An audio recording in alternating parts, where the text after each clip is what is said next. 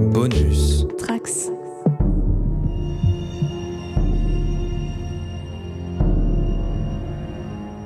Bonjour à toutes et à tous et bienvenue dans l'art de l'incident. Je suis David et la dernière fois, Djibo a dit n'importe quoi et donc on va revenir sur ce qu'il a dit. Pardon, ça sera une scène peu générique. Ah ouais, ok, je vais peut-être la garder, effectivement. Donc, bienvenue dans l'art de l'incident. Souvenez-vous, dans l'épisode précédent, Thibaut a effectivement dit n'importe quoi. Souvenez-vous, dans l'épisode précédent, nous avons décidé... Ah mince, je suis en train de me marrer sur la phrase, ça s'entend. C'est pas grave, ça éclaire la voix. Souvenez-vous, dans l'épisode précédent, nous avons décidé de chambouler l'histoire que l'on cherche à raconter. Maintenant, elle met en scène deux inspecteurs du travail qui ont pour charge de découvrir les causes derrière les accidents étranges qui se sont produits dans une usine de mise en bouteille. Malheureusement pour eux, leur présence dérange, car l'entreprise sur laquelle ils enquêtent cache un lourd secret. Pour faire face à l'épuisement de leur bleu, celle-ci a inventé un nouveau procédé qui permet de récupérer l'eau contenue dans les végétaux et les animaux. Mais à quel prix ? Les deux inspecteurs ne sont pas les seuls à s'opposer aux agissements de l'usine. Il y a aussi la dealeuse d'eau, qui lorsqu'elle ne cherche pas à revendre de l'eau qu'elle vole, tente de saboter les moyens de production de l'usine, ou de tuer des cultistes, on va voir. Tous trois devraient finir par s'allier pour mettre un terme aux agissements de l'entreprise. Donc, comme vous l'entendez, notre intrigue commence à bien s'étoffer. D'ailleurs, je pensais que nous avions suffisamment d'éléments pour commencer à envisager l'élaboration d'un premier plan. D'ailleurs, c'est ce qui était prévu, mais à la rédaction du résumé, je me suis rendu compte qu'il y avait quand même un petit problème que nous devions régler auparavant.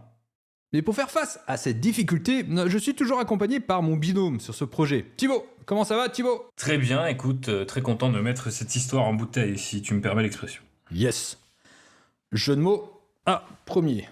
Ah, faudrait qu'on fasse un décompte de jeux de mots à un moment donné. Ouais. Bref, alors on va commencer par la question, pour briser la glace, qui est... Oh, mais la glace, c'est proche de l'eau, hein, c'est le même champ lexical, j'ai le droit.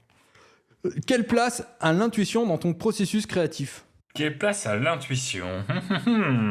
J'ai l'intuition que je laisse pas mal la place à l'intuition à un certain moment du processus, en l'occurrence. J'ai tendance à pas trop avoir confiance en moi ou à mes tripes,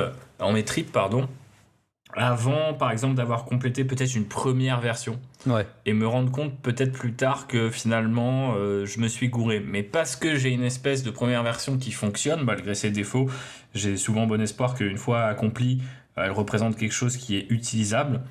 Je puisse activer ou non, en fonction d'une intuition, une nouvelle version, aller vers aussi peut-être une nouvelle direction, corriger des choses qui seront moins basées sur un travail, si tu veux, de construction plus complexe, type tiens, je vais relire Maki, Truby, que sais-je. Je vais faire en sorte que chaque scène ait un pivot dramatique. Enfin, tu vois, je vais mettre beaucoup la pression au départ, et par la suite, parce que je sais que ça peut fonctionner mécaniquement, je m'autorise à faire des espèces de pas de côté, en fait, si j'ose dire. Et j'ai un peu l'impression que c'est comme ça que je fonctionne. Du coup, l'intuition, elle arrive un peu plus tard.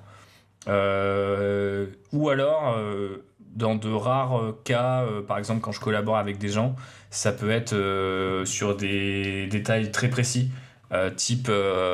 je suis convaincu que tel ou tel personnage doit rester, j'hésiterai pas à le dire et à suivre cette intuition-là. Mais c'est quand même relativement rare. Et de ton côté ? Alors moi, je suis absolument accro à l'intuition. Ok. Je trouve que, tu sais, ça crée une espèce d'enthousiasme, de rush hyper intéressant. Ouais, que j'appelle presque et que je recherche tellement que j'ai l'impression que des fois... J'aime me mettre des bâtons dans les roues juste pour cet instant-là où tout d'un coup, la révélation arrive. Où tu sais, t'as l'impression que... tu sais que ton cerveau... Alors moi, c'est mon cas en tout cas. Je me rends compte que quand j'écris une histoire, même là, quand je fais des podcasts, c'est-à-dire quand je me projette et tout ça, je sais que ça passe vachement dans le domaine de l'inconscient. Je sais que mon cerveau ne cesse de travailler sur ces questions-là, en permanence. Et le truc, c'est que... je sais qu'à certains moments, tu vois, tout d'un coup, la réponse surgit. C'est une intuition. C'est-à-dire que ça ne convoque pas le côté raisonné, mais ça apparaît comme un éclair, quoi. C'est-à-dire que...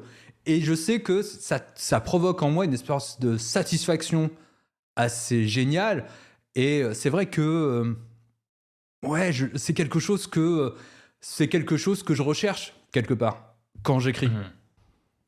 Au point que je me laisse souvent peut-être un peu trop gouverner par ce désir-là, par ce souhait de rush, de satisfaction qui, en vérité, à l'intuition, c'est qu'un élément dans le processus créatif, quoi. C'est-à-dire que tu dois l'écouter parce que c'est cette partie de ton cerveau qui te dit là, il y a quelque chose qui cloche. Là, dans le cas là, par exemple, on va en parler d'un truc où je me suis dit ça marche pas.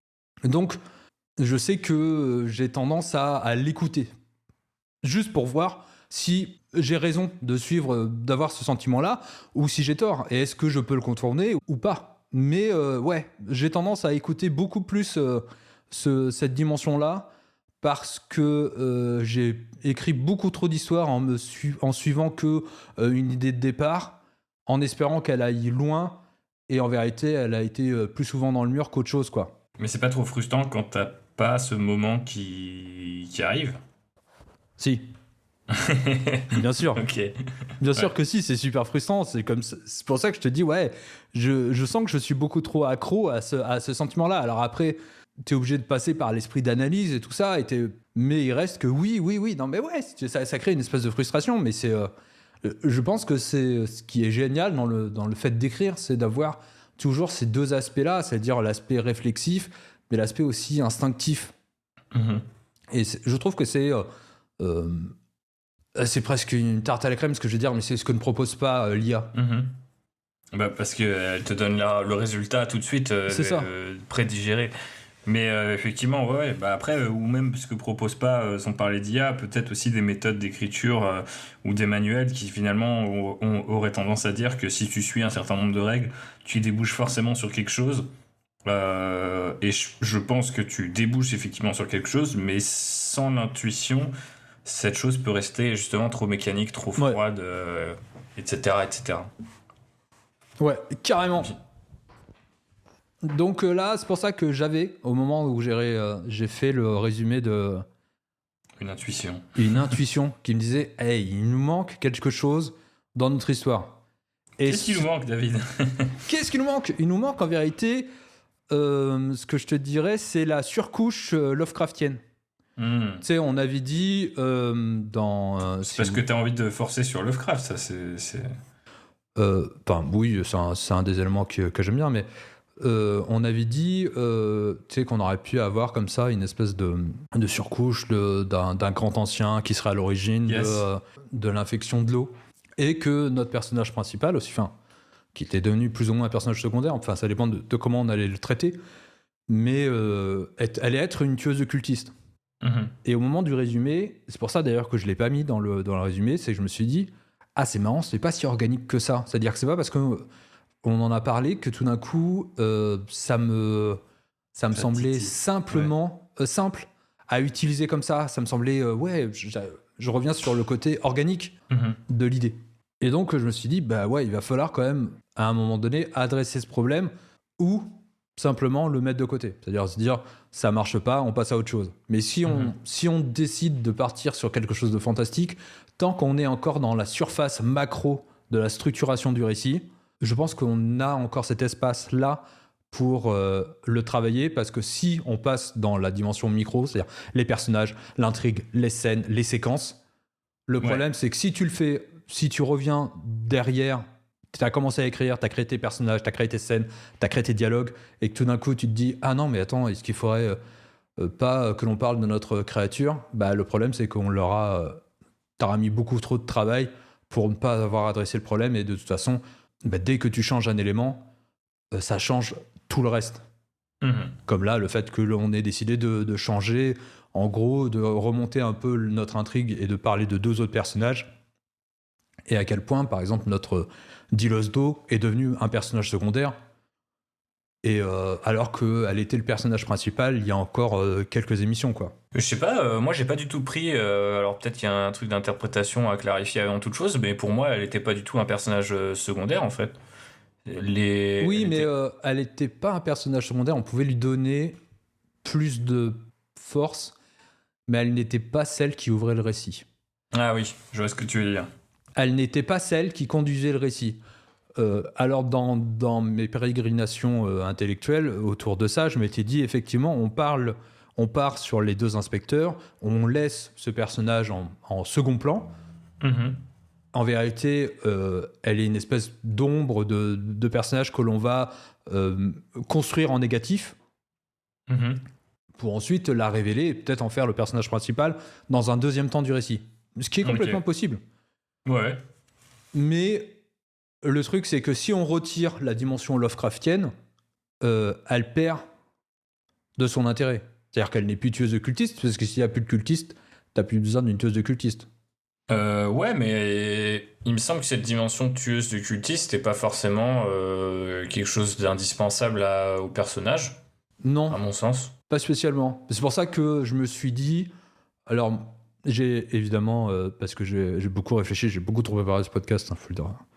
Mais je me suis dit, il y avait en gros deux options. C'est soit on enlève la surcouche Lovecraftienne, et on garde cette idée que la dealeuse d'eau est en vérité quelqu'un qui sabote l'usine, peut-être même qu'elle est à l'origine des accidents. Ouais. Et que elle est le deuxième personnage qui va aider le personnage de l'inspecteur du travail. Et peut-être qu'on n'a pas besoin d'avoir un deuxième inspecteur du travail sur le coup. Et on fait la trajectoire de ces deux personnages. Ou alors, comme je disais tout à l'heure, soit on décide de partir avec cet élément fantastique, et on se dit, c'est quoi notre élément fantastique, et on crée notre propre mythologie. Mhm. Donc voilà, on a deux options. Et c'est quelle option que tu as le plus préparée dans ta longue préparation du podcast Les deux. alors Les deux, Ok. parce que il a fallu que je... La dimension fantastique, c'est celle qui m'est restée le plus longtemps en tête, et c'est celle sur laquelle j'ai dû faire, je pense, un deuil plus important. Parce que c'est celle qui me tentait le plus, dans le sens où j'aime l'idée de créer un univers riche que l'on pourrait réemployer à d'autres occasions. Mhm. Mais je pense que je suis aussi matrixé par la manière dont on fait, par exemple, le cinéma un peu pop culture, qui est de dire, tu fais plus qu'un univers, tu fais une série d'univers, enfin, tu fais une série de films avec lesquels tu vas réhabiliter toujours la même sauce. Pourquoi pas, ça marche. Et c'est vrai que j'ai envie de ça un petit peu. Mais après, je me suis dit, ouais, il y a tellement d'éléments qui marchent pas ou qui, pour le moment, n'ont pas encore été traités. C'est-à-dire, c'est quoi notre élément fantastique ? Comment on peut le nourrir ? Comment on va pouvoir en faire quelque chose ? Et après, je me suis dit, ouais, mais dans le résumé, j'en ai pas eu besoin. Et je commence à voir des éléments de récit où je me dis, ah oui, tiens, ça pourrait être peut-être plus léger d'ailleurs que ce que peut nous apporter le fantastique. Peut-être un peu plus, réaliste, entre guillemets. Donc voilà. Donc moi, au final, j'ai pas de préférence. Mais je sais que les deux appellent des choses différentes. C'est-à-dire que pour l'un, on peut directement commencer à basculer sur le plan. Pour l'autre, il faut vraiment qu'on se dise, c'est quoi notre élément fantastique ? Qu'est-ce qu'on aime ? Quels sont les éléments sur lesquels on a envie de bâtir ? Est-ce que ce sera plus Lovecraftien ? Est-ce que c'est... Par exemple, ça peut être une créature extraterrestre, j'en sais rien, tu vois. Mhm.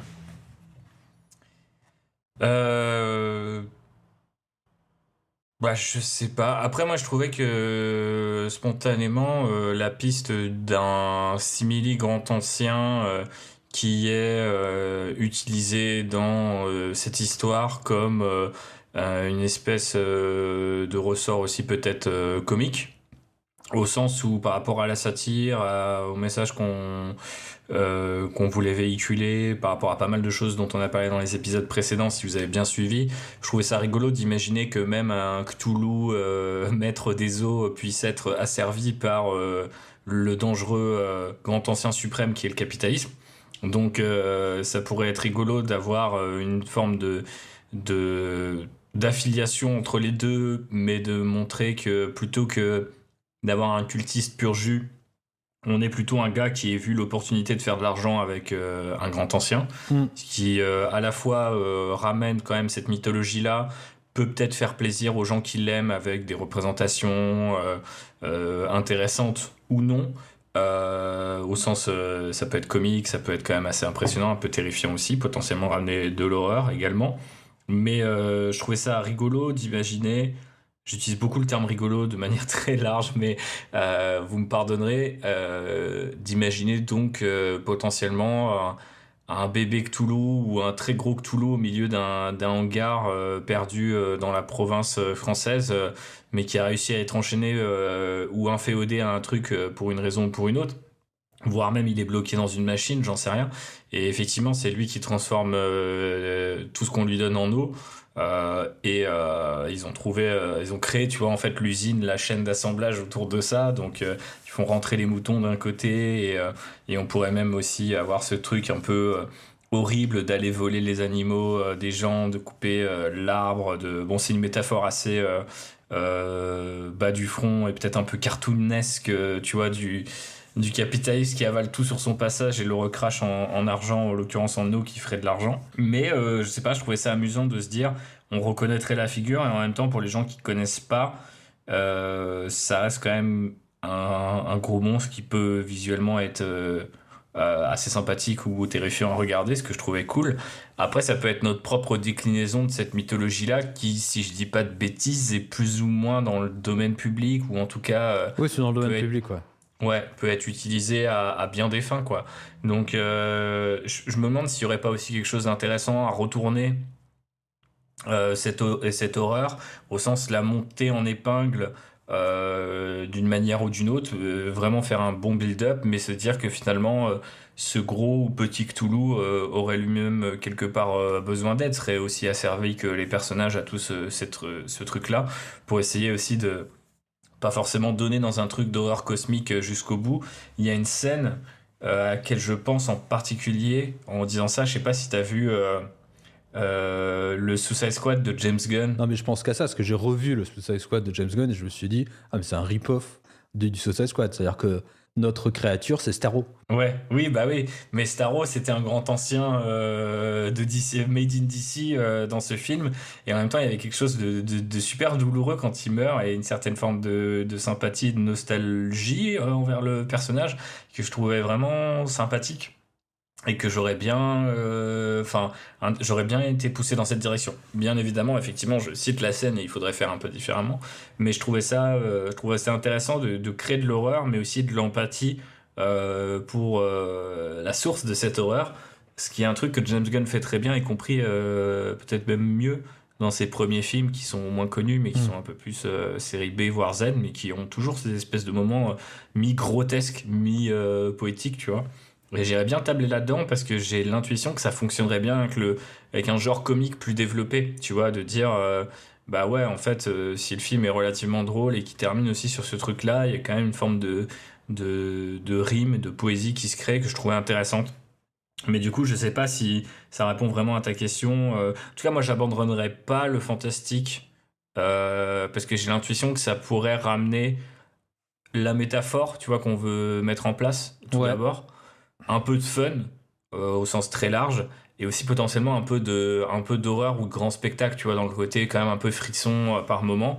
Je pense que si c'était par exemple un truc scientifique ou un extraterrestre, c'est déjà un peu plus fantasme, mais tu vois, enfin, je sais pas, je trouve que vraiment l'idée du gros monstre planqué sous l'usine ou dans l'usine, je trouve ça, je sais pas pourquoi, mais ça me titille.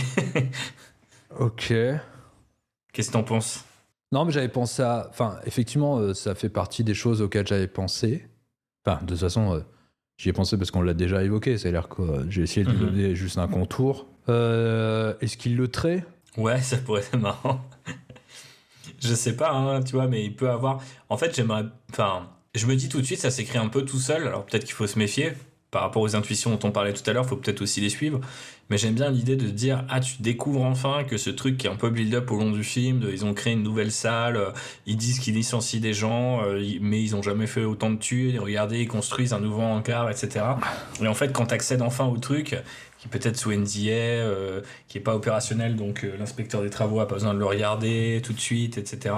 Et d'un coup, tu découvres ça, et je me dis, waouh, en fait, si tu trouves un espèce de Cthulhu ou de grosse bestiole cosmique qui est branchée à tout ça, même si elle est terrifiante, il y a automatiquement une forme d'empathie et une nuance qui se crée, tu vois, et que je trouve intéressante et que je trouve collée plutôt bien avec l'esprit de ce qu'on a envisagé jusqu'à présent dans cette déclinaison comique de l'histoire, quoi. De dire, de quand même pouvoir jouer sur différents tableaux et pas de faire peur pour faire peur ou pas non plus d'être dans un espèce de truc très dramatique. Donc je trouverais ça sympa et même plutôt bienvenu si on arrive à le faire correctement parce que j'ai en tête aussi c'est quoi, c'est le dernier pub avant la fin du monde, c'est ça en français Ouais, c'est ça, je crois. Je sais plus, Ouais. je l'ai vu, il est pas terrible. Ouais, et du coup, tu vois, pas terrible. Tu vois, sur ce côté mélange extraterrestre et tout, ça collait moins que le côté film policier ou film de zombies les deux premiers de Ouais. cette trilogie thématique Cornetto, quoi. Et du coup, je me dis, partir sur Cthulhu en restant sur une espèce de vocabulaire un peu policier avec l'inspection du travail et une enquête autour de ça, je trouvais ça vraiment. Enfin, je sais pas, j'ai l'impression que ça s'articule assez bien. J'ai l'intuition, j'allais dire, que ça s'articule assez bien. Et que du coup, ça crée quelque chose d'assez. C'est un reveal, quoi. En fait, je visualise assez bien la scène. Je me dis, waouh, sans ça. Tu vois, le truc des extraterrestres, par exemple, si je devais comparer à un autre truc potentiel, ça fait tout de suite un peu trop, je sais pas, Roswell, peut-être un peu trop tech, un peu trop militaire aussi. Enfin, tu vois, je trouve que le côté, c'est une espèce de grosse vache de l'espace qui transforme tout en flotte. Et je sais pas, il y a un côté un peu c'est rigolo et encore une fois, utiliser ce terme, mais et aussi peut-être un peu plus mignon, un peu plus cohérent avec le reste de l'ambiance un peu rurale, un peu amusante du reste du film, quoi. Ok, alors je vais donner j'ai donné la deuxième version. Vas-y. Et après, mais d'abord, je pense qu'il faut quand même, si jamais on part là-dessus, il va falloir quand même que l'on borne mieux ce fantastique-là. C'est quoi comme créature, d'où est-ce qu'elle vient, qu'est-ce qu'elle fait, comment elle est utilisée. Ouais, bien sûr. Donc moi, la deuxième version, celle qui est donc sans la surcouche Lovecraftienne, l'un des deux inspecteurs disparaît. La dealeuse d'eau devient un personnage principal, mais un personnage principal secondaire, c'est-à-dire qu'en gros, l'histoire commence par l'inspecteur du travail, par en gros toute la partie que l'on a racontée sur la découverte de ces accidents, le fait que la dealeuse d'eau soit bien quelqu'un qui sabote les moyens de production. Elle sabote les moyens de production parce que l'entreprise en question commence un petit peu comme dans Hot Fuzz à prendre les marginaux aussi pour en faire de l'eau. Et donc, elle, vu qu'elle est quand même un profil de marginal, devient... est en train de s'en prendre à l'usine et en train d'enquêter de son côté. Notre récit devient un body movie. En gros, deux personnes que tout oppose finissent par, à travers un but commun, devoir enquêter ensemble.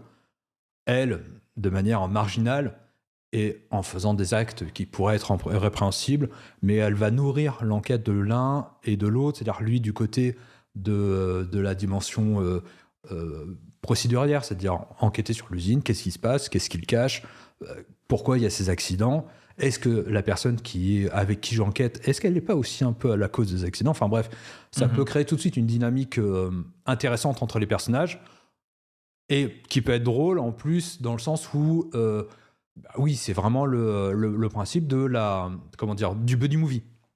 Ouais. Avec cette surcouche de l'usine, de ce qu'elle fait, de l'impact qu'elle a sur la société, de comment elle structure aussi le lieu et comment lui, en étant une personne étrangère, il est vraiment confronté au fait que de ce rejet-là, et de trouver comme ça une alliée qui elle-même est marginale par rapport à ce village-là.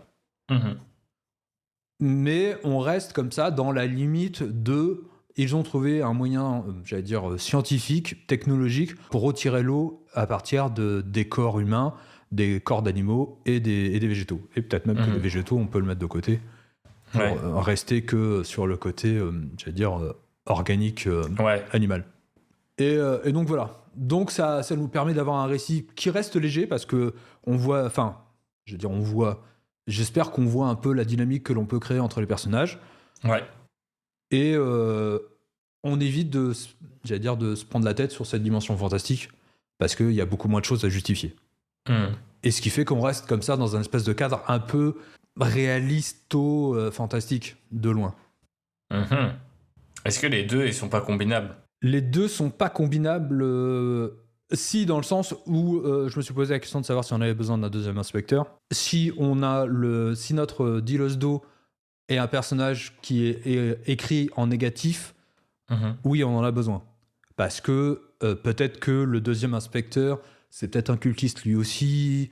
On peut jouer sur ces aspects-là. Vu qu'on a une espèce de faux ennemi, on peut très bien avoir un faux allié.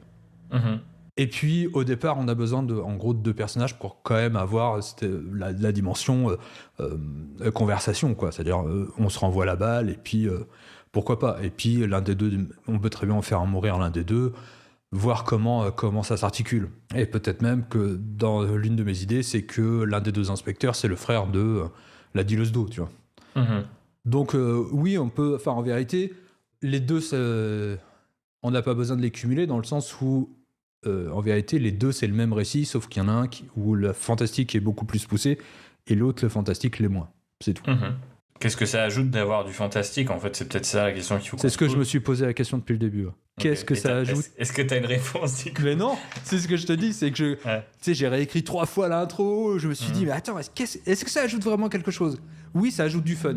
Je me suis dit, c'est pour ça que j'ai du mal à me mettre dans l'idée que de l'abandonner. Oui, ça rajoute du fun, on peut très bien après avoir libéré le monstre un peu comme Suicide Squad, Starro, et après on fait un grand truc un peu feu d'artifice. Ouais, mais il faut qu'on le justifie, c'est le seul problème, tu vois. Mais non, enfin voilà, la seule différence, elle est là, tu vois. C'est est-ce que tu veux avoir un récit beaucoup plus réaliste, beaucoup plus terre-à-terre, avec beaucoup plus d'interactions humaines, je te dirais, ou est-ce que tu veux avoir ce petit sel fantastique, c'est tout, quoi. Ouais. Mais je pense qu'au-delà de l'assaisonnement, pour filer la métaphore, c'est quand même un moyen aussi de... Enfin, je sais pas, c'est quand même un gros marqueur. En tout cas, si je vais dans la métaphore culinaire, ça voudrait dire vraiment que l'assaisonnement, il fait tout sur ce plat-là, quoi. C'est-à-dire que si tu, effectivement, places le fantastique, c'est super important qu'il soit bien fait. Ouais. Mais en même temps, j'ai l'impression que ça communique aux gens quel genre de film c'est aussi. Et j'ai l'impression que moi, j'ai plus de mal à imaginer un truc qui serait plus terre-à-terre, tout en gardant la tonalité plus légère, peut-être un peu plus satirique, peut-être un peu plus comique de manière générale, qu'on a trouvé il y a quelques semaines avec ce virage assez improbable qui, du coup, a ramené justement un petit peu de fun et un petit peu de, comment dirais-je, de poil à gratter, quoi, dans l'histoire. Je me dis si finalement c'est un procédé comme un autre et que on reste sur quelque chose d'assez factuel, j'ai un peu peur que ça manque un peu de charme, en fait. Que ça soit finalement, notamment au niveau de l'enquête, qu'il n'y ait pas vraiment une espèce d'explication satisfaisante, en fait, derrière tout ça. Ou que les gens se disent, ah bah oui, l'explication, c'était... le capitalisme entre guillemets, tu vois. Ouais. Mais j'ai un peu, je me demande si c'est pas plus charmant au sens assez littéral du terme de se dire ouais c'est ça l'explication, mais c'est aussi regardez, on vous montre que ce truc-là est tellement fort et nous casse tellement nos vies que même l'être le plus insondable qui soit, un grand ancien, se retrouve empêtré dans cette toile et finalement se dit que les humains sont pas si mal quand ils viennent le sauver et qu'à la fin il retourne hiberner dans le lac à côté de la ville, façon le Loch Ness, enfin je sais pas, tu vois, un peu Godzilla qui repart vers la mer, quoi. Et je sais pas, je trouve que c'est un petit côté, ça a quand même un petit supplément d'âme sur la relation avec le monstre, que moi j'aime bien en fait aussi les grosses bestioles et les petites bestioles d'ailleurs, mais je trouve que ça ramène un petit peu de chaleur dans un récit qui autrement pourrait peut-être être un peu un peu j'ai l'intuition peut-être un peu plus froid, mais cependant dans ta version, ce que je trouve intéressant, c'est par exemple que le frère puisse être un des inspecteurs, qu'un premier inspecteur puisse avoir été disparu, ou puisse avoir été tué alors qu'il est lui-même entre guillemets peut-être fan de tous ces trucs mystiques et il avait suivi la piste pour commencer à amorcer le fantastique très vite dans le film, même si on le voit pas, tu vois, mais que on ait un premier inspecteur qui disparaisse, ce qui pourrait peut-être attirer les soupçons. Tu vois, t'as plein d'accidents du travail et après t'as un inspecteur qui lui-même disparaît. Enfin, ça commence à faire beaucoup de coïncidences. Mais direct, du coup, t'es un peu dans ce truc un peu humoristique, tu vois, de dire bon bah oui, il y a un troisième Gugus ou un deuxième Gugus qui vient visiter l'usine, mais voilà, on lui paye un coup, on lui fait une démo, on montre tous les gens qu'on emploie, tout ce qu'il y a de bien, et finalement le côté un peu pastiche aussi de cette génération-là d'usines qui sont restées implantées dans les campagnes et qui factuellement, comme on l'a déjà dit il y a plusieurs semaines, mais en fait font tourner ces endroits-là, Voilà, carrément. malgré toute la merde qu'elles peuvent rejeter par ailleurs. Et du coup, je trouve que l'avantage d'avoir un monstre, c'est que ça enveloppe un petit peu tout ça dans quelque chose, dans un packaging peut-être un peu plus fun, un peu plus facile à comprendre, et peut-être aussi dans ce truc assez sympa de l'horreur qui nous titille depuis le début de ce podcast, tu vois, de dire tiens, on a envie de faire un truc d'horreur aussi parce que ça permet quelque part de pas se cacher, tu vois, sous des... En fait, je sais pas, les gens ils vont voir un film d'horreur, ils savent qu'il y a une métaphore, et si elle est évidente, ils lèvent pas les yeux au ciel. C'est vraiment un truc assez magique, je trouve, de ce genre, où ils se disent ah ouais, c'est un truc sur le trauma ou machin, et les gens l'acceptent en fait, qu'il y ait une espèce de double sens, et je trouve que dans d'autres genres, et notamment quand tu essayes de prendre le truc un peu plus au sérieux, il peut avoir un rejet pour cause de cringe ou de cheesiness ou de tous ces termes que j'aime pas trop, mais qui peuvent peut-être un peu rebuter et mener aussi à une écriture que spontanément je trouverais peut-être moins fun. Alors après là je prêche vraiment pour ma paroisse au sens les prochains podcasts et ce que j'aurais à préparer pour eux ou pas, tu vois, genre en me disant bah ouais en fait si je sais qu'il y a la petite carotte à plein de tentacules au bout, ça m'intrigue forcément un peu plus. Par contre je trouve que dans ta version un peu plus euh, terre à terre, c'est pas le terme, mais un peu plus je sais pas comment on pourrait la définir, tu me diras après, mais je trouve qu'il y a quand même tout plein de bonnes idées sur l'articulation du récit et comment ça fonctionne. Donc peut-être que je croiserai les deux, mais j'avoue que le fantastique, ouais, là, je sais pas, tel qu'on a redéfini notre œuvre sur le registre comique et sur ce mélange des genres, je me dis, j'ai pas envie de le voir partir. Est-ce qu'on perd pas aussi un genre, tu vois, s'il y a pas ça, quoi? Ben, c'est pour ça que je t'ai dit, moi j'ai mis du temps avant de me dire, et avant d'envisager même la deuxième version, c'est-à-dire la version 100.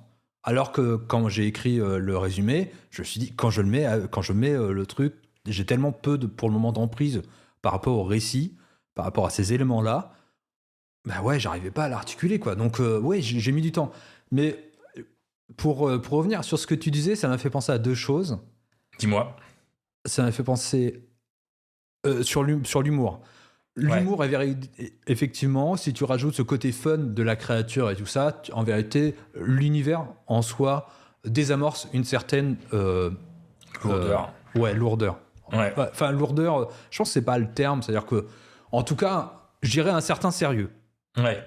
Dans l'autre version, en vérité, l'humour repose, ce sera plus un humour de situation. C'est-à-dire qu'en vérité, la question, c'est de savoir si on préfère The Nice Guy, c'est-à-dire avec cette critique écologique qui est en fond, ou on préfère Starro et j'allais dire Assassin's Creed, mais non, Suicide Squad. Donc c'est ça, je pense que c'est ça les deux choses. Et donc il faut qu'on fasse un choix entre l'un et l'autre. Ouais. C'est trop dur là de choisir entre deux films que j'aime bien, David. Mais en fait, je pense que la version de Nice Guys fonctionne parce qu'il y a le côté, tu sais, c'est ancré dans une époque. Et du coup, il y a vraiment ce genre de truc de détective, et puis bah, vraiment un peu ce vieil Hollywood qui est super sympa. Je sais pas si on a ça, et en tout cas, moi je vois qu'on notre récit, il est plutôt un monde de maintenant.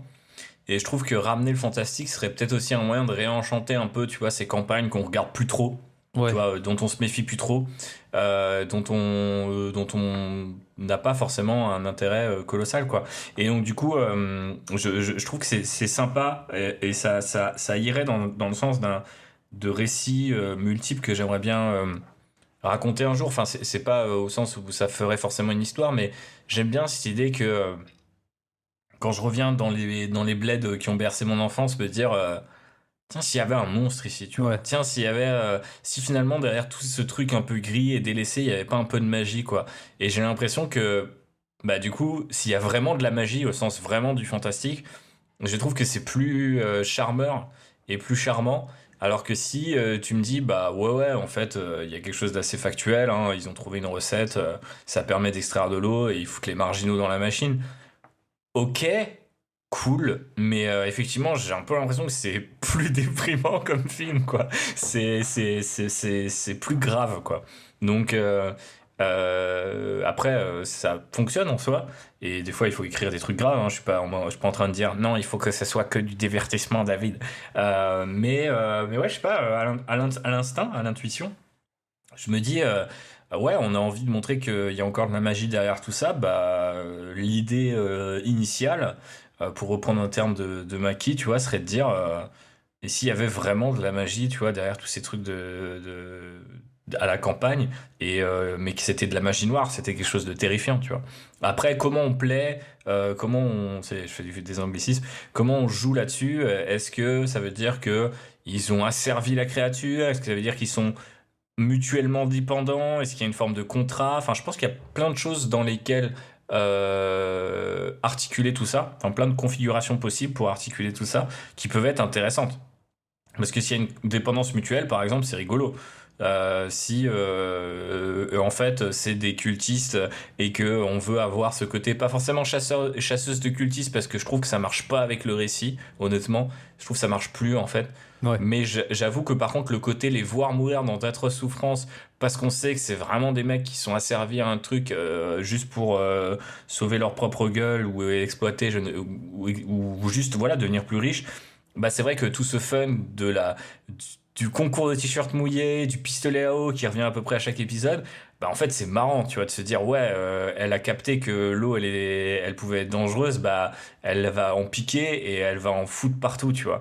Et ça peut être drôle. Alors qu'à l'inverse, si il y a pas cette dimension vengeresse à un moment, ou si c'est juste en fait entre guillemets des mecs qui ont pas fait de pacte, peut-être qu'on aura quand même un petit peu d'empathie pour eux et on se dira ah ouais, ils meurent, mais c'est quand même un peu chaud. Je sais pas où on placera le curseur pardon, sur la méchanceté, pour ainsi dire, du personnage, mais j'ai quand même l'intuition que dans tous les cas, il nous faut un petit peu cet élément fantastique pour amener du fun et articuler un peu mieux. En tout cas, moi j'ai l'impression que ça fait un meilleur liant entre nos différentes envies que si on restait sur un truc un peu plus terre à terre.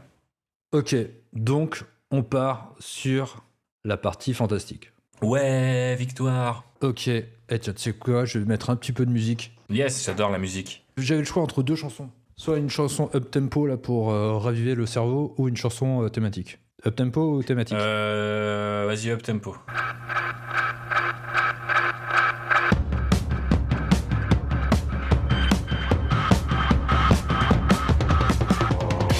C'est ce qu'elle écoute sur la ligne d'assemblage ou sur son Fenwick. De quoi? Je dis c'est ce que l'héroïne écoute sur son transpalette ou son chariot d'élévateur au début du film, tu vois. C'est clair.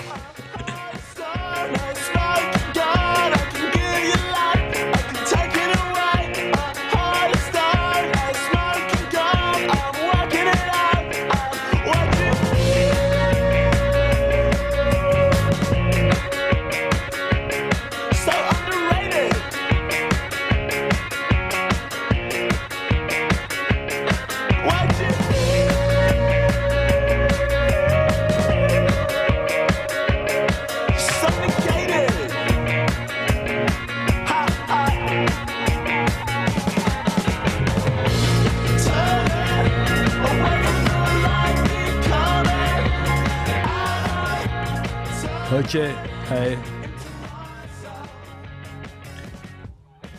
Assez rigolé. Assez rigolé. C'est quoi notre créature?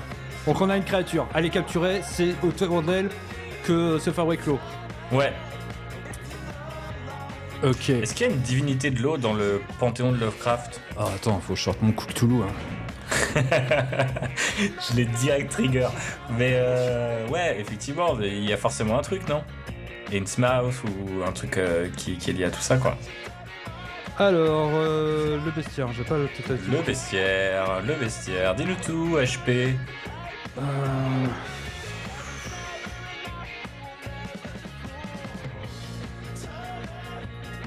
Attends, déjà avant de se poser... C'est vraiment une créature cthulhuienne? Lovecraftienne ou cosmique, quoi, je pense, en tout cas dans l'idée. Après, ça peut être une déclinaison de ça, au sens on fait référence à un nom, on fait référence à un truc, ou ça peut être une réinterprétation. On a parlé, je crois, dans un épisode précédent de Gueule Noire, où il y a, tu vois, il y a des noms qui sont cités et des dessins qui sont faits qui évoquent Cthulhu et d'autres termes un peu connus de la mythologie Lovecraft, imprononçables et que j'ai pas retenu. Mais il y a un gros poulpe dessiné sur un mur à un moment. Spoiler alert. Mais du coup, ce qu'il faut essayer de ramener, c'est de se dire tiens, ouais, est-ce qu'on joue complètement dans la cour des grands au sens où on récupère le truc au premier degré, ou est-ce qu'on s'invente des trucs avec des noms imprononçables ou par contre très franco-français, enfin je sais rien, tu vois. Ça pourrait être rigolo, tu vois. Donc à voir si ça peut pas ramener du fun, mais je pense que dans l'idée, le calquer sur quelque chose d'existence, c'est pour ça que je pensais à est-ce qu'il n'y a pas déjà une divinité qui est associée à ces trucs-là, parce que je pense que ça pourrait être un bon moyen de faire un peu kiffer les gens qui aiment cette mythologie-là et en même temps de nous donner 2-3 idées, même si on finit par dévier. Je sais pas si c'est un énorme poulpe caché sous une usine, tu vois, ça se trouve ça peut avoir une forme complètement différente ou une non-forme, enfin en l'occurrence, je sais pas, mais je pense qu'il y a un truc à tabler. Après, il y a des représentations, tu sais, de Cthulhu dans un côté un peu plus chubby Cthulhu, tu vois, genre il est un peu mignon et tout, avec des petites ailes et un corps tout difforme, espèce de grosse vache reptilienne là. Moi, j'aime bien, hein, ça me fait triper, hein, je trouve qu'il a un design assez rigolo. Mais c'est pas forcément lui, ça peut être un truc beaucoup plus comment dirais-je, enfin beaucoup moins connu, ou alors comme un peu dans le cas de Gueule Noire où il y a une créature qui est vraiment dérangeante en fait, enfin tu vois, par certains aspects. Je pense que ça pourrait être presque peut-être un peu plus impactant aussi d'aller vers le côté c'est chelou à regarder mais on ressent quand même de l'empathie, parce que finalement c'est peut-être ça qui ramènerait la poésie à la James Gunn dont on parlait tout à l'heure, quoi. Type je sais plus comment c'est Slithers je crois en anglais, ou Horribilis en français, euh, qui est un film où à la fin voilà c'est des gens qui se transforment en monstres, mais c'est dégueulasse à regarder et pourtant t'as quand même de l'empathie pour eux, quoi. Et ça j'aime bien aussi, mais c'est moins grand public, c'est un peu plus série B voire Z, quoi. Je vais pas forcément là feuilleter tout mon livre de base de l'appel de Cthulhu, mais la question c'est de savoir est-ce que c'est une menace ou comment ils ont. Alors si là par contre peut-être que je peux déjà donner la réponse. Je pense que ils ont convoqué cette créature là dans une espèce de messe noire un peu étrange pour. Enfin voilà, ils l'ont convoqué dans le but de la traire, quoi. Mm-hmm.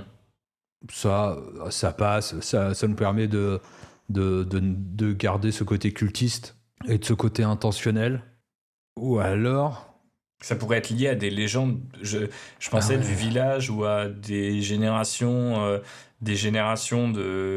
d'entrepreneurs qui se sont passés à l'usine et ont tous fait fortune grâce à cette créature d'une manière ou d'une autre, tu vois, enfin, ou grâce à ce panthéon, tu vois. Je sais pas si on veut aller sur un truc un peu plus cosmogonique, je crois qu'on dit.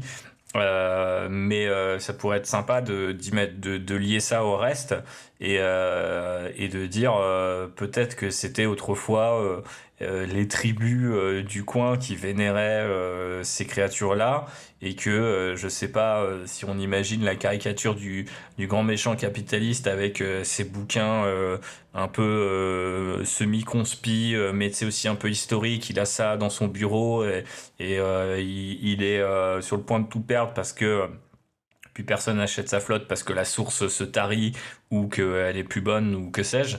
Il se dit bah tiens, je vais essayer je vais essayer de récupérer de me refaire comme on dit avec cette créature.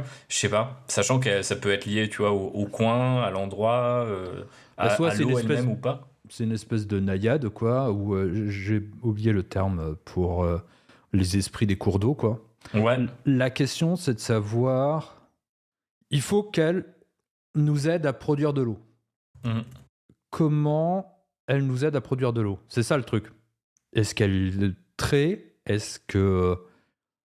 Parce qu'il faut que l'on ait en gros ce principe d'échange, c'est-à-dire Il faut lui donner des corps, des trucs pour qu'elle s'en serve pour produire de l'eau. La dimension, j'allais dire, pas fantastique, ma dimension, j'allais dire, pseudo-réaliste, c'était avantageux de se dire, ouais, il récupère l'eau qui est compris dans les corps et ainsi de suite. On voyait tout de suite l'image, c'était simple. Là, en rajoutant cette surcouche-là, ça complexifie en vérité la compréhension. Ouais, je sais pas, je pense que l'explication elle peut être tout aussi simple que il y a besoin de ces corps-là et la façon qu'il a de les atomiser, c'est de les réduire en flotte, tu vois, d'une manière ou d'une autre, quoi. Après, peut-être que le process, c'est une lente digestion de cette pauvre créature qui finit par pisser dans un bocal ce qu'elle a tué. Mais j'en sais rien, ça peut être tout aussi dégueu et mauvais esprit et méchant qu'on le veut. En réalité, ça peut faire partie du process, ça peut être son pouvoir, ça peut être pas du tout son pouvoir, mais un effet entre guillemets, tu vois, d'être à ses côtés que le méchant pourrait avoir découvert d'une manière ou d'une autre. Ou alors, ça pourrait être juste effectivement la divinité du cours d'eau qui a décidé de bouger et de partir, et donc du coup ils l'ont retrouvé, ils l'ont capturé et ils l'obligent à gérer encore cette source. Là, spontanément, je pense qu'il faudrait qu'on se pose peut-être limite plus longtemps et qu'on revienne sur un épisode où justement on échange des idées et des pistes. Mais je suis pas sûr que ça soit beaucoup plus complexe. Il faudrait juste qu'on trouve un truc qui soit assez facile à capter, quoi.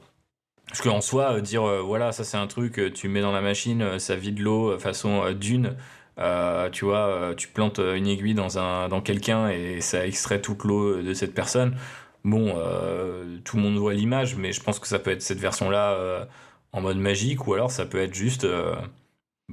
Oui, mais c'est pour ça, tu vois, que quand j'ai fait le résumé, je me suis dit, le truc, c'est que ça. Si tu fais pas que l'un soit la conséquence de l'autre. Ouais, t'as pas le lien. T'en as pas besoin. Donc, c'est pour ça que je reviens toujours à cette idée du moment où j'ai fait le résumé où je me suis dit, merde, il y a quelque chose qui nous manque pour que l'un soit indispensable. Ouais, mais je pense que là, il y a une.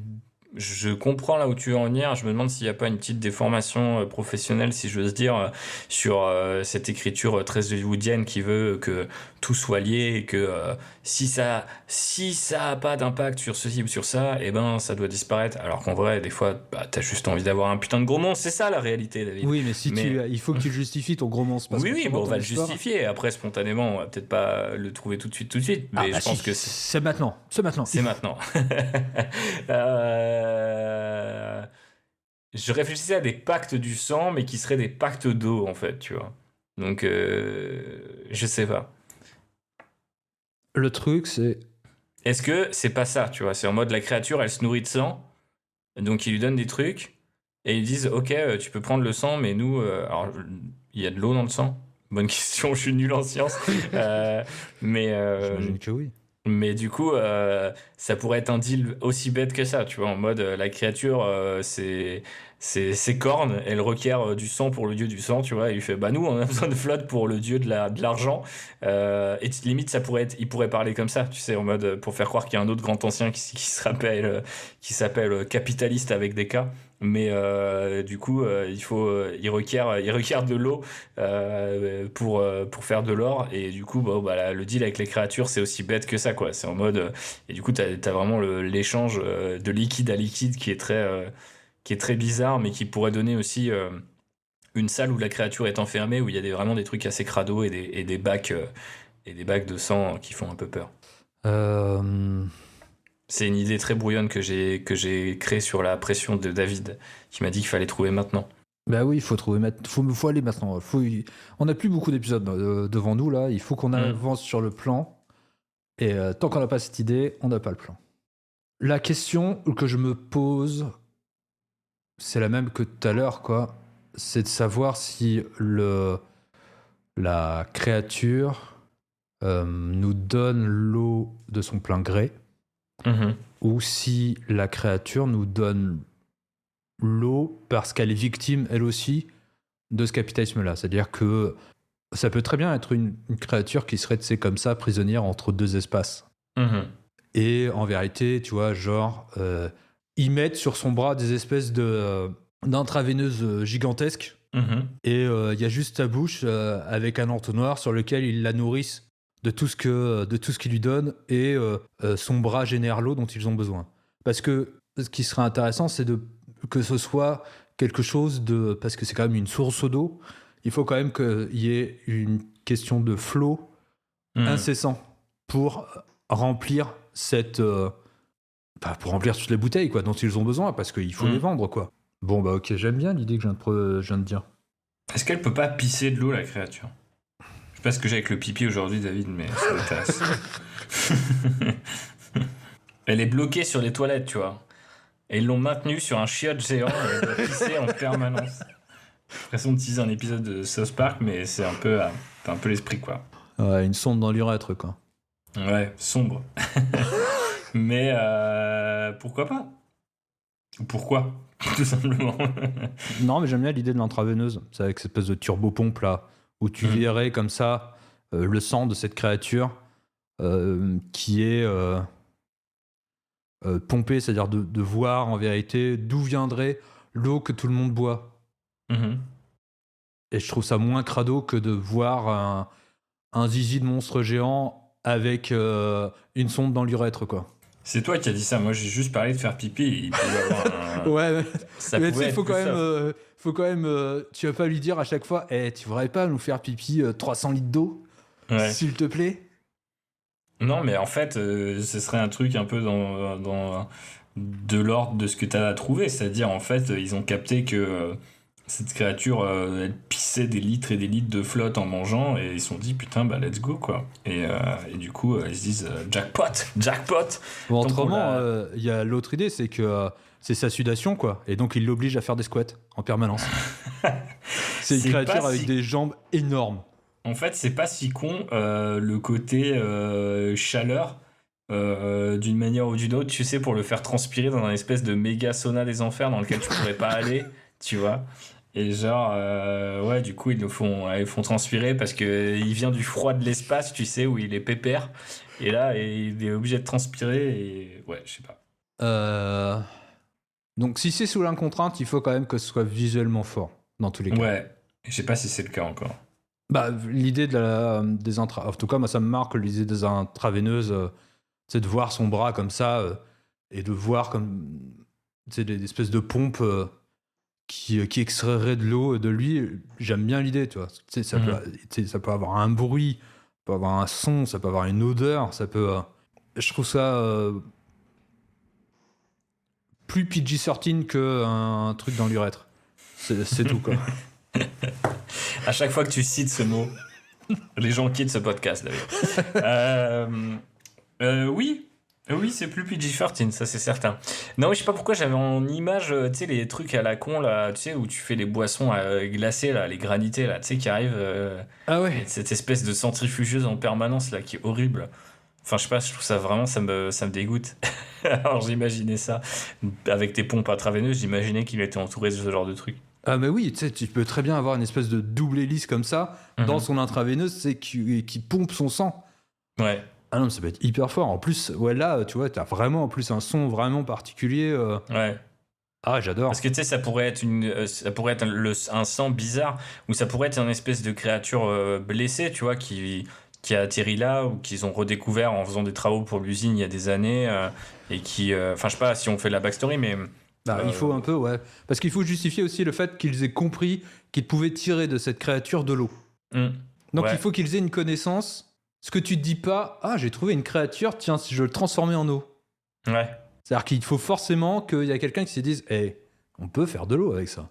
Non, mais l'eau, peut-être qu'elle a un espèce de facteur régénérant de zinzin qui fait que, tu vois, ça produit, si elle est blessée, tu vois, genre, il y a une espèce d'entaille qui est faite à un endroit, et elle se vide de son sang et essaye de se cicatriser ou je sais pas quoi, et en fait, ça fait un peu une espèce de purée ou de glace un peu bizarre, et ils le filtrent et ils en font de la flotte, et la créature, elle est blessée, et elle peut pas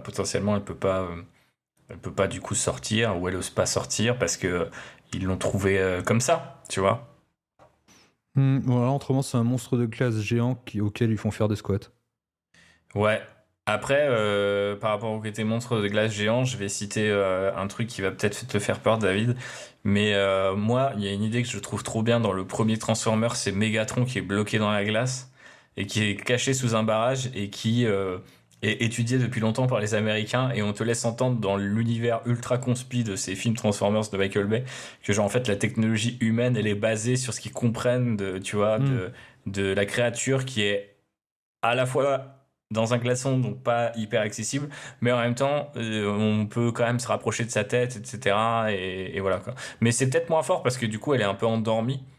Mais c'est une image quand même qui est assez forte, tu vois. L'idée de t'arrives dans la salle et tu penses découvrir des machines ou je sais pas quoi. Et en fait, tu te rends compte que derrière tous les appareils, il y a bien une créature ou un truc qui respire, tu vois, je sais pas. En fait, il faudrait peut-être réussir à faire ça, c'est-à-dire qu'est-ce qui ressemblerait de loin à une usine, mais qui en fait est. Enfin, tu vois, je pense à des espèces de cheminées comme il y en a en Hmm. Lorraine, tu vois, de gros trucs en briques rouges. Mais il y avait aussi, tu sais, les toits en biseau, etc. Est-ce que la créature, slash les machines qui l'entourent, pourraient pas avoir un design qui laisse entendre qu'il n'y a rien de particulièrement nouveau derrière tout ça, alors qu'en fait, si, complètement, tu vois. Et ça pourrait être rigolo. Après, ouais, je sais pas, j'avoue que là, spontanément, c'est quoi le deal? On est vachement dans le côté, on a ponctué la créature et on le récupère, on la pille un peu, quoi, comme une n'importe quelle ressource. Est-ce que c'est pas plus rigolo s'il y a un côté presque un peu génie de la lampe à base de moi il me faut ça, et si vous m'apportez ça, je ferai ce que vous voulez. Et il dit bon bah moi il me faut de l'eau. Et après il lui apporte en l'occurrence ce dont il a besoin, mais Une espèce de pacte avec le diable, quoi. Une espèce de diable qui dirait tiens, tu ouais, m'apportes 500 victimes. ouais, Ça fait très mythologique, quoi. 500 victimes et moi je te donne un verre d'eau, quoi. oui c'est ça. Et il pourrait avoir presque la loi des rendements décroissants, un peu. Il pourrait être victime de sa propre loi du marché, tu vois, le capitaliste, avec la créature qui dit bah voilà, toutes les trois questions, je revois notre arrangement, tu vois. Et donc, c'est de plus en plus difficile, et c'est pour ça que les accidents se font de plus en plus importants, et que ça amène l'enquête à commencer, tu vois. Je sais pas. Parce que peut-être qu'en fait, on peut dire bah ouais, c'est des pauvres gens, c'est la campagne, il y a des gens qui disparaissent, c'est pas si grave. Et puis la créature, elle regagne en fait un peu en puissance, elle essaye aussi de s'évader qu'elle ait un peu sa propre agency.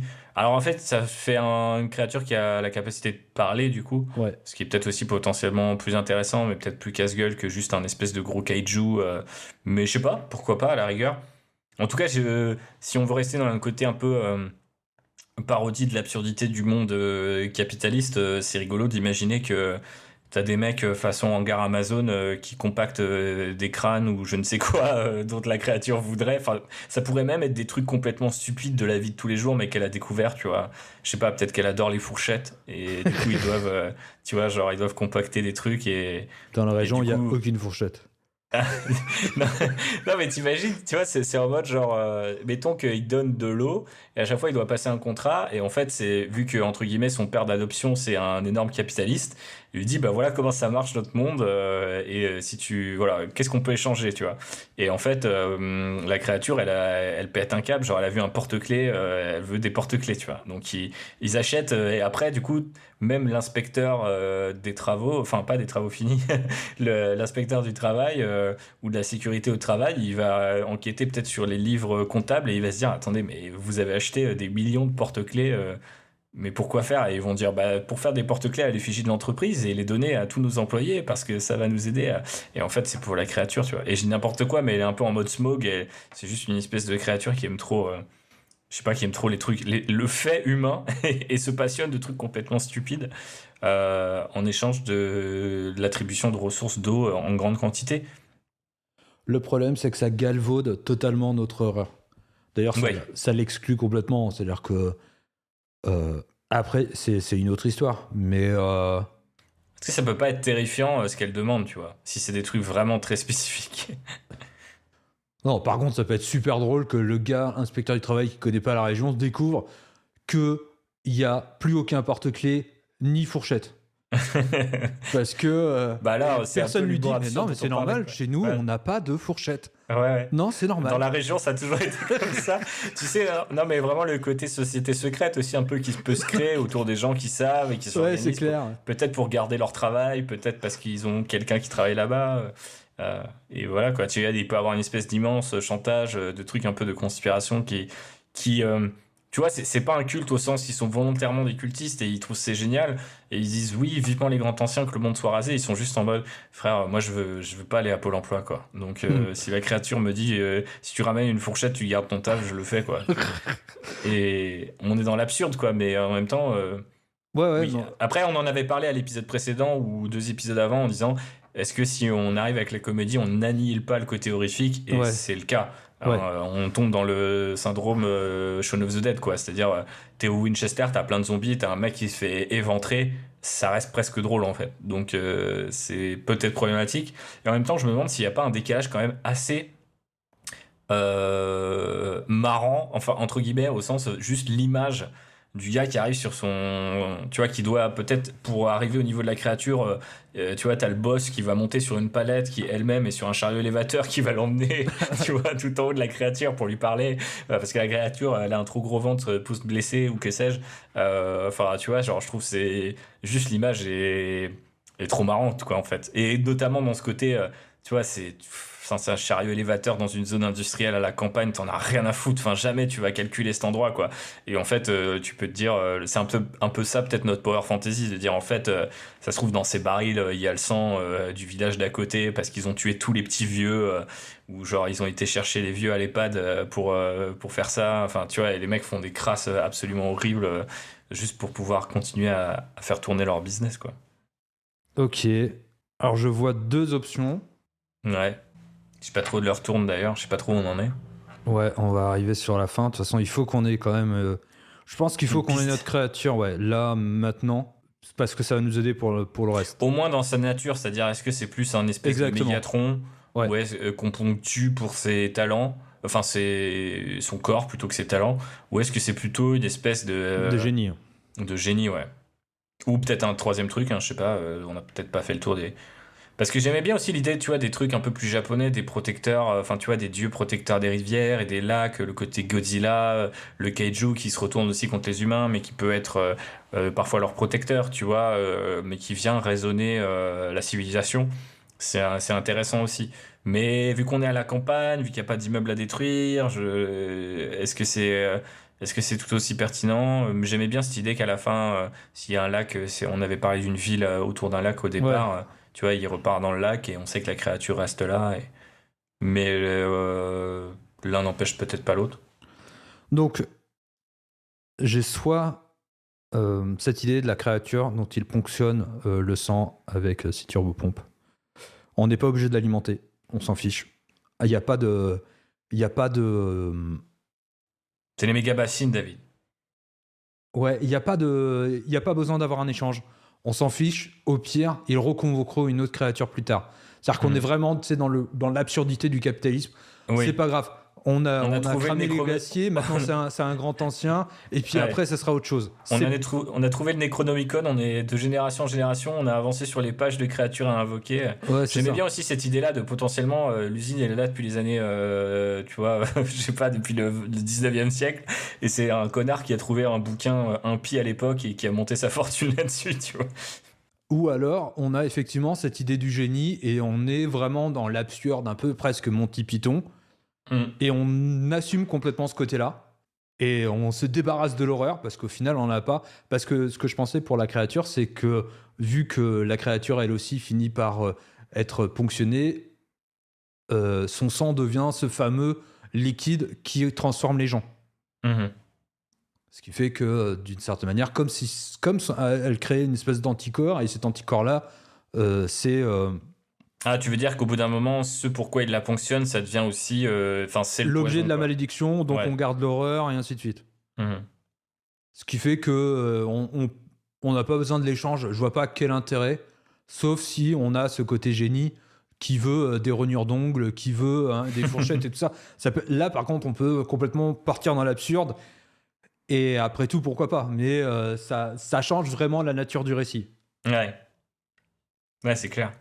Parce que après, la créature, elle peut très bien être un esprit de la forêt, des trucs, ou une créature cosmique, qu'importe pour le moment. Enfin, il va falloir quand même le justifier, mais on va quand même partir du principe que le patron de l'usine est un cultiste et qu'il était au courant et qu'il a capturé. C'est un peu Princesse Mononoke, quoi.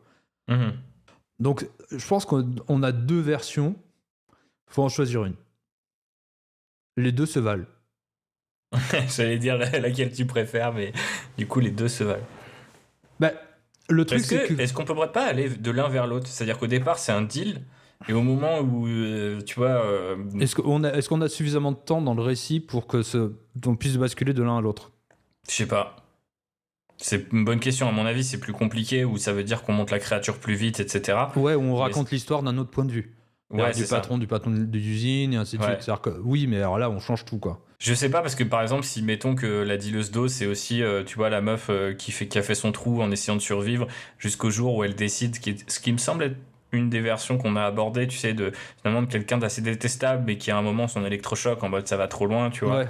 et qui décide de sauver alors qu'elle n'a jamais voulu sauver, tu vois, les gens peut-être qui sont morts quand la créature a demandé des gens, va vouloir sauver la créature, tu vois, quand elle va la voir souffrir tous les jours une fois que le marché a été quelque part trahi, enfin le contrat a été revu par ce grand méchant capitaliste qui a décidé qu'il en avait marre de donner tous les porte-clés et les fourchettes de la région et qu'il a dit bah voilà, j'ai fait construire des méga bassines ou que sais-je, quelle métaphore on peut créer par rapport à de l'actualité qui vont servir à pomper directement la bestiole et un jour où elle se méfie pas, hop, ils y vont et ça peut être d'ailleurs une scène assez horrifique où il y a pas mal de morts et de trucs crado qui se passent mais il l'emporte et c'est une entre guillemets je sais pas si c'est notre crise plutôt que notre climax tu vois mais vraiment en mode bah ok là on shift.